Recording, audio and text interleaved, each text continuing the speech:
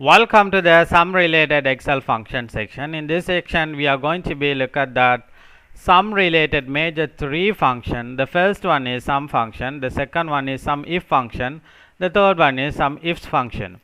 First we are going to be look at that what's the sum function. Sum function mean if you want to be add the values we can use the sum function.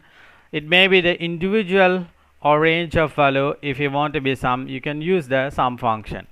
The formula is very simple. First you have to put the equal sign, then you need to call the sum function, then start the bracket and select the range, then close the bracket. That's it. The second function is SUMIF function. SUMIF function, if you want to be sum based on the single condition or based on the single criteria, we can use the SUMIF function.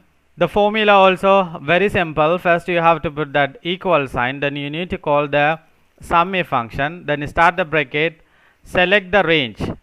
Based on the range, what is the criteria we have to be enter, comma, sum range we have to be select, then close the bracket, then enter. So this is the SUMIF formula. The third function is SUMIFS function. SUMIFS function mean if you want to be sum based on the multiple criteria or multiple condition, we can use the SUMIFS function. It means that if you have more than one criteria, we can use the SUMIFS function to sum the amount.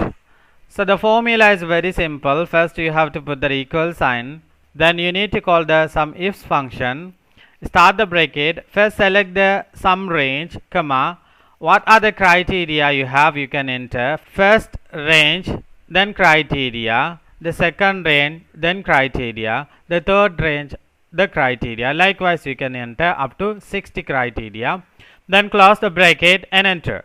So this is how the sum and SUMIFs functions are working.